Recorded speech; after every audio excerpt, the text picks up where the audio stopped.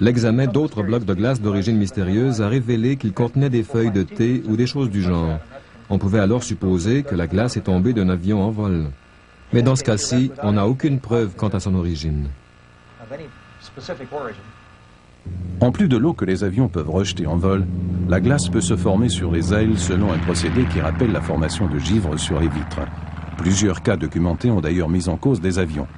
Mais ces explications scientifiques des plus logiques ne sont d'aucune utilité pour expliquer les chutes documentées de blocs de glace qui sont survenues plusieurs années avant l'invention de l'avion.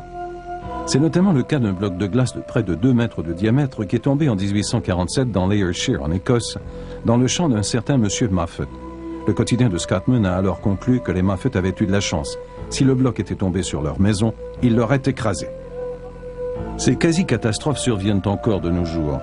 Le physicien Richard Griffith, un scientifique, y a échappé de justesse au printemps de 1973 à Manchester. Dans la rue, ici, juste à côté de ce couvercle de puisard, un objet s'est soudainement écrasé avec fracas. En le ramassant, je me suis rendu compte que c'était de la glace. Je me suis dit qu'il était plus gros que tout bloc de glace dû à un phénomène météorologique connu et qu'il présentait un intérêt scientifique. Mais à mon fort intérieur, je réalisais que s'il m'était tombé sur la tête, je serais mort. Le lendemain, le professeur Griffith a apporté le morceau de glace à son laboratoire de l'université de Manchester. Après l'avoir tranché, il l'a examiné et a aussitôt remarqué d'étranges lignes de bulles. Les lignes de bulles étaient très régulières, contrairement aux méandres que l'on observe dans les grêlons. Il a ensuite observé la glace à la lumière polarisée où chaque cristal ressort d'une couleur différente. Elle était presque entièrement composée de cristaux de couleurs différentes, d'une longueur de 5 à 8 cm, sans couche concentrique comme les grêlons naturels. Donc, quelle que soit la manière dont cette glace s'était formée, je savais déjà qu'il ne s'agissait pas d'un grêlon naturel. L'hypothèse de l'avion a aussi été écartée car aucun appareil ne survolait alors Manchester. Lorsque le professeur Griffith a analysé l'eau du bloc de glace, le mystère s'est corsé. Même s'il ne s'agissait pas d'un grêlon, il semblait avoir été formé à partir de l'eau d'un nuage. Cela m'intrigue. J'ai tenté de trouver une explication logique et évidente. Nous avons d'abord envisagé l'avion et la grêle, mais il semble que nous devions éliminer ces deux possibilités. Je ne sais vraiment pas. Nous savons maintenant que notre système solaire renferme beaucoup de glace. Cette glace pourrait donc avoir une origine cosmique. Encore faut-il le voir pour le croire et déterminer ce que l'on voit. Le 5 novembre 1990, vers 19 h, dans toute la France, des milliers de témoins ont simultanément aperçu d'étranges phénomènes lumineux dans le ciel. Au-dessus du Massif central, un équipage en vol croise quelque chose d'inexpliqué. Ce qui vole devant eux n'émet aucun écho sur le radar, ni sur ceux de la tour de contrôle. France contrôle de Tango Echo négatif. Ça semble être passé environ 1 milliard de pieds en direction opposée.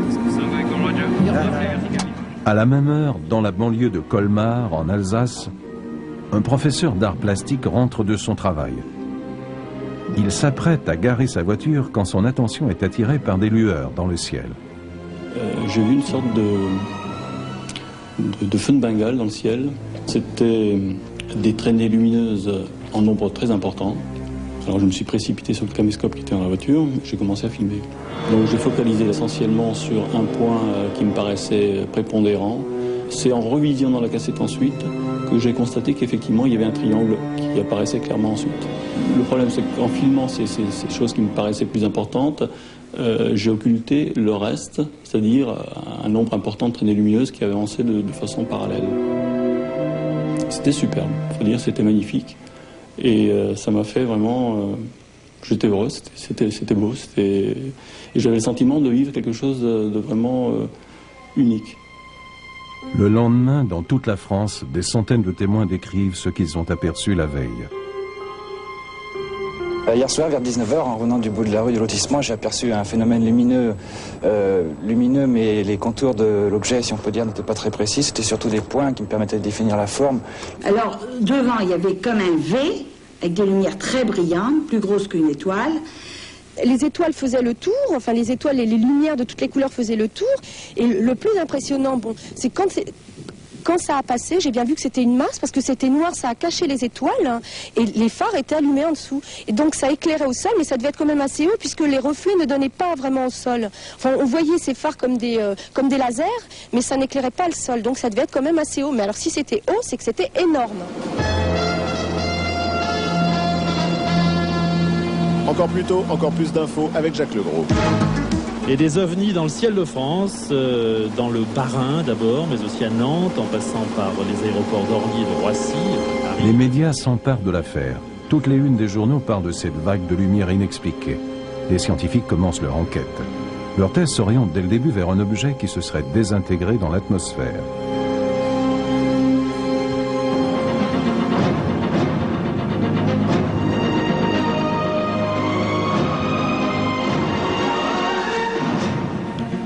Messieurs, bonsoir. Vous avez été très nombreux hier soir à nous appeler pendant le journal et juste après pour nous signaler les étranges phénomènes que vous constatiez un peu partout dans le ciel de France, mais aussi hors de nos frontières. Beaucoup d'entre vous parlaient d'ovnis et on s'était pris à rêver. Eh bien non, ce n'était une simple météorite qui venait d'exploser lors de son entrée dans l'atmosphère. Mais Dieu que c'était beau. Regardez ce que nous a adressé l'un de nos téléspectateurs de Colmar. Image commentée par Nelly Ponce. Ces images en 8 mm ont été tournées hier soir à Colmar à 19 h, affirme M. Depin. Un phénomène lumineux, ce faisceau important et ce triangle que des centaines de personnes affirment avoir vu à la même heure en de multiples lieux.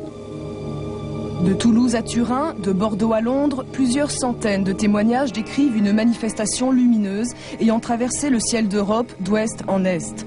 Des témoignages de simples passants, mais aussi de professionnels comme des pilotes de ligne ou encore les contrôleurs aériens d'Orly qui pendant 1 minute ont aperçu un phénomène lumineux alors que leur radar n'enregistrait rien. L'Observatoire de Munich affirme qu'il s'agit de l'explosion d'un météorite lors de son entrée dans l'atmosphère. Une hypothèse probable mais non confirmée selon les experts français. Le verdict scientifique tombe 2 semaines plus tard. Le Centre national d'études spatiales démontre qu'il s'agit du 3e étage d'une fusée russe qui s'est désintégrée à haute altitude. Ce n'est pas sans rappeler un satellite soviétique, le Cosmos 954, qui en janvier 1978 s'était désintégré au-dessus du Canada et avait répandu ses débris radioactifs sur un territoire peu peuplé. Il faut dire en contrepartie que dans certaines régions de la Russie, on a de bonnes raisons de se méfier de ce qui tombe du ciel.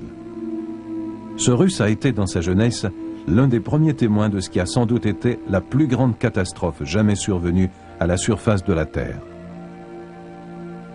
Cette énigme le poursuit sans relâche depuis ce temps.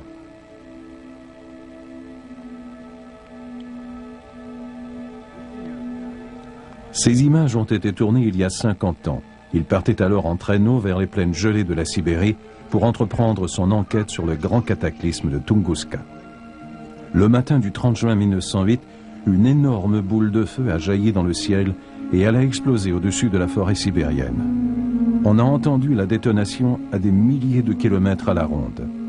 Les arbres ont été fauchés sur une superficie équivalente aux villes de Londres et de New York réunies.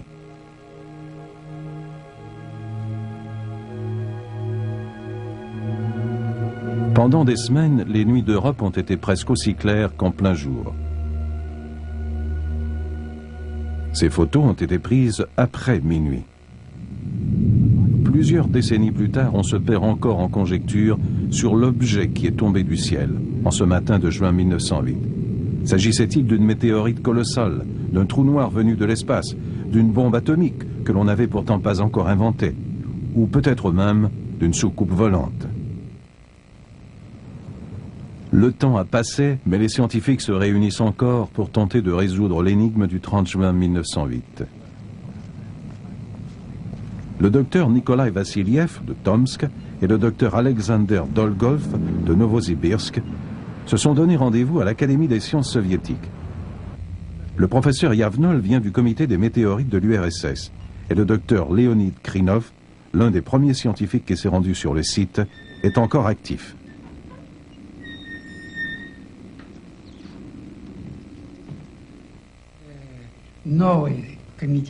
Ils en discutent encore car ils ne comprennent pas vraiment ce qui s'est passé au cœur de la forêt sibérienne à Tunguska en 1908.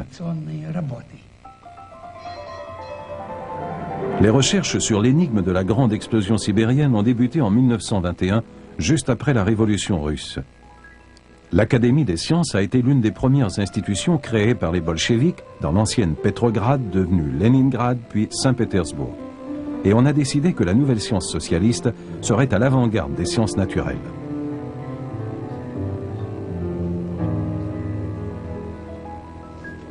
C'est au jeune scientifique Leonard Kulik que l'Académie a confié le mandat d'étudier la chute de météorites sur le territoire de l'URSS.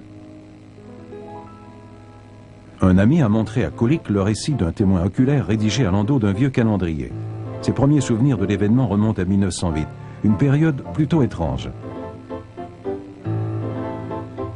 Très loin de là, en Angleterre, dans les pages du Daily Express du 3 juillet 1908, on rapportait des événements étranges pendant cet été exceptionnellement chaud. On pouvait y lire que pour la première fois, les trains pouvaient passer par Grampian Hill sans allumer leurs phares.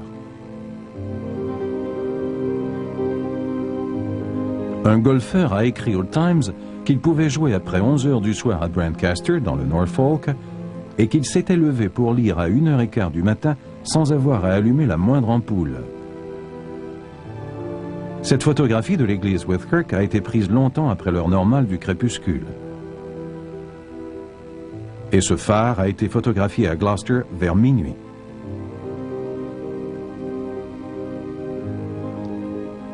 Ce que les gens ont pris pour des aurores boréales a illuminé toute la côte est de l'Angleterre.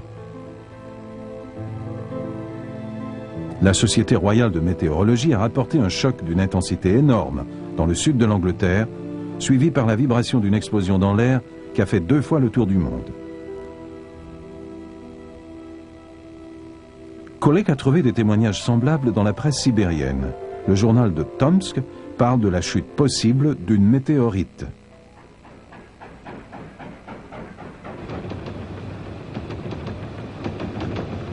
Ne possédant que ces quelques détails, Kulik a pris le transsibérien à Saint-Pétersbourg. Il a traversé la Russie européenne et la moitié de la Sibérie et il est descendu dans la petite gare de Taichet. Une fois débarqué, Kulik et ses aides sont partis en direction de la rivière Angara.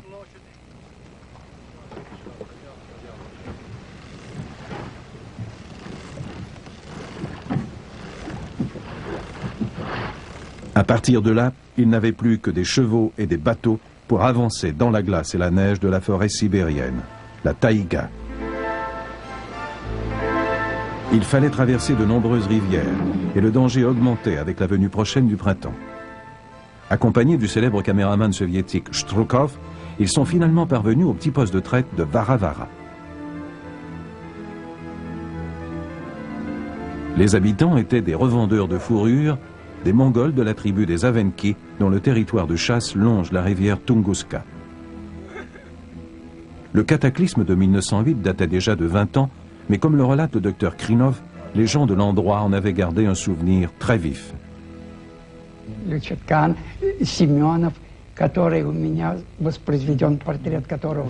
J'ai interrogé un certain Uchave Konsmernov. Il m'a raconté en détail comment il avait été victime de l'onde de choc. Le souffle l'a projeté par terre et il a perdu connaissance. Sa petite fille jouait avec une amie au bord du ruisseau. Lorsqu'elles ont entendu l'explosion, elles ont accouru à la maison et elles l'ont trouvé étendu par terre. Un autre témoin travaillait derrière la maison. Il était en train de clouer quelque chose. La maison l'a protégé du souffle de l'explosion, mais ses oreilles ont brûlé comme si on les avait plongées dans un bain de vapeur.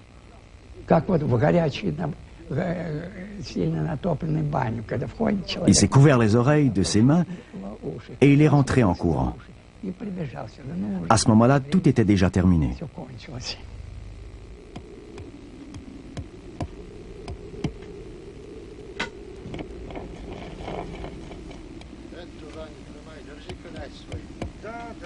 À Varavara, les membres de l'expédition du Kulik ont construit de petites embarcations pour remonter la rivière et se rendre à l'endroit de l'explosion, selon les indications des habitants. Ils ont dû abandonner de nombreux articles. Le parcours a été difficile et tout le monde a dû prêter son concours, y compris les porteurs locaux. À un certain moment, Kulik, qui manœuvrait le bateau pendant que Stroukov filmait, a failli être emporté. Ce n'est qu'à la fin du mois de mai que l'équipe a pu progresser réellement. À un moment donné, les porteurs locaux ont refusé de continuer d'avancer vers un endroit qui les terrorisait encore.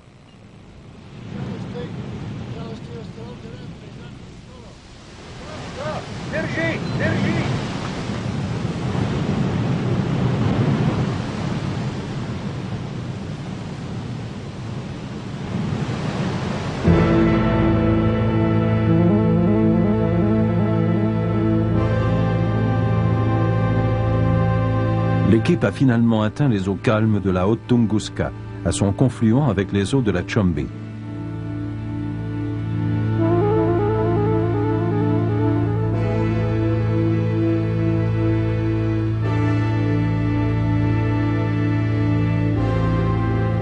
De la rive sud, ils ont constaté que tous les arbres étaient décimés. Après avoir traversé la rivière, ils ont escaladé la pente boisée. Parvenus au sommet, ils ont aperçu un spectacle glacial.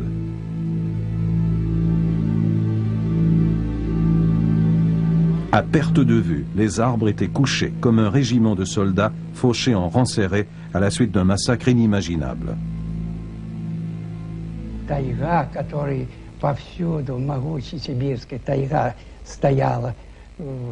La taïga, la puissante taïga sibérienne, était très dense, tout partout, sans clairière.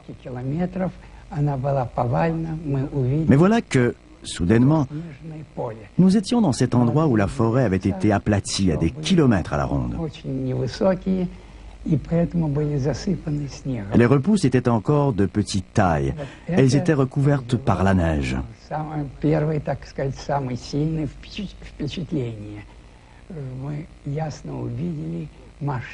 C'est cela qui nous a le plus impressionnés. Nous avons vu très clairement l'ampleur de la destruction et cela nous a bouleversés.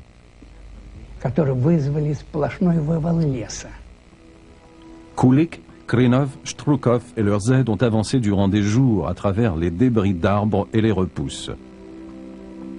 Ils n'avaient aucune idée du parcours qu'ils auraient à effectuer pour parvenir au centre de la zone détruite.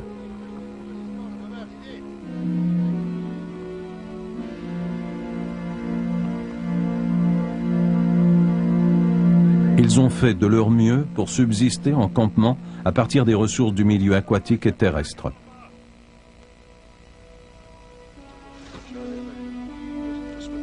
Même la pêche était risquée.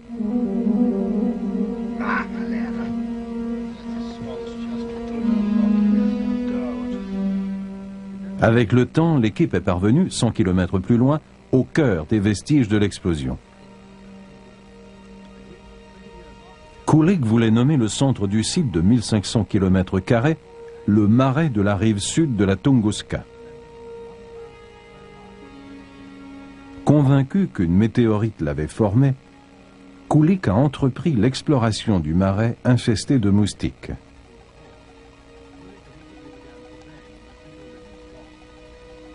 Il espérait trouver des fragments de la météorite dans les cavités singulières, au fond du marais.